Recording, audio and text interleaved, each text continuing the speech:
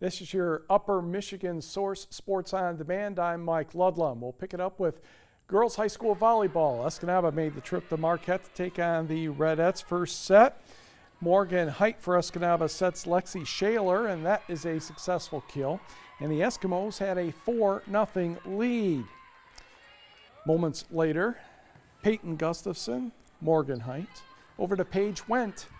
And that one went the right way, and Escanaba would jump out to a 9-0 lead. Then Marquette would get to work. Lauren Wilkinson, Chloe Hale to Peyton Sides for the kill, and the Redettes are on the board.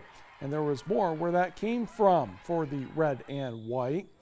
Chloe Hale will set Avery Leedy, and she's going to put this one away. Marquette trailed 13-7. Escanaba won the first set 25-22 and the match 3-1. It was volleyball also in Ishpeming as the Hematites entertained Norway.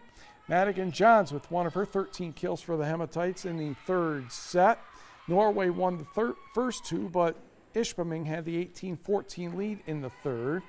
Jacqueline Ball will set Haley Clifford for Norway, and that one is not returnable. Knights still trail 20-15.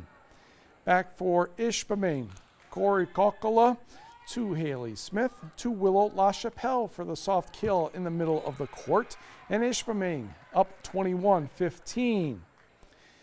Norway has a response. Ali Shesky to Jacqueline Ball, and Haley Clifford strikes again with a lot of help from the net. Hematites still led by 5. Ishpeming won the third set 25-21, but Norway took the fourth set and the match 3-1. Volleyball scores from last night. A couple of thrillers. Gwynn defeated Negaunee 3-2, 15-7 in the fifth set. Out in the Western UP, Bessemer also edged Ewan-Trail Creek 3-2, 15-9 in the fifth. Superior Central needed all 5 sets before getting past Mid-Peninsula 3-2. Emma Rondo and Molly Lancourt each had 14 kills for the Cougars.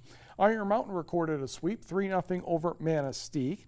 Stevenson did the same to Forest Park. Ironwood a road victory over Butternut. Carney-Nato cruised past Big Bay to knock, and it was Munising over North Dickinson 3-0. To girls high school tennis, they completed the Mid-Peninsula Conference Tournament. It started Wednesday in Dickinson County and finished up in Negaunee. This is the second singles final, and Negaunee's Jenna Sager just picked up that point against Westwood's Maddie Koski.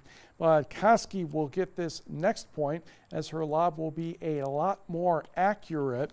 And Koski won the third set 6-3, and she is your second singles champion. Over in the first singles final, that is Megan Sergila of Negaunee serving to Marissa Carello of the Patriots. Carello's forehand could not hit the baseline.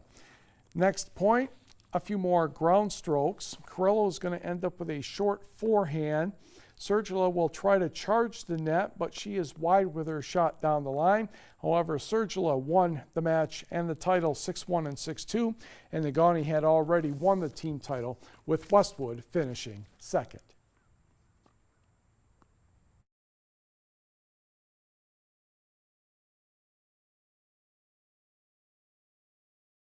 The NMU football team has played 2 very good squads so far to start the season, losing to Angelo State and second-ranked Ferris State. The Wildcats' first home game of the season is Saturday, and it's also homecoming. Wildcats head coach Kyle Nystrom is taking a page from the University of Michigan head coach Jim Harbaugh. It's time to keep the players in the submarine so they don't get distracted with all the other activities. He also talked about Davenport under new coach Sparky McEwen, who also served as an assistant at Ferris State. We're not a very mature football team mentally, so anything that's out of the ordinary, we got to keep them away from them. We got to keep them toned in on the game. The homecoming, that's for the community, that's for the alumni, that's for the school, but we have a college football game to prepare for. They're like a lot of spread teams, but you can see a lot of the same route structures that Ferris runs. I'd say about half of his game right now is Ferris induced, and the rest of it's what they want to do. Kickoff is set for 1:30 on Saturday. The new class of NMU Sports Hall of Famers will be honored at halftime. Michigan Tech visits Saginaw Valley State on Saturday. The NMU football program has announced 3 esteemed NMU Wildcat alumni have come forward and offered to match gifts this year and next year up to $75,000. This means gifts to the football team will have double the giving power and will provide as much as $150,000 in substantial and essential funding. The resources will be used in a way that will deliver benefits to the program, whether for recruiting new athletes, travel expenses, equipment, or some other need or opportunity. To make a donation and support the NMU football program, you can visit connect.nmu.edu/giveathletics.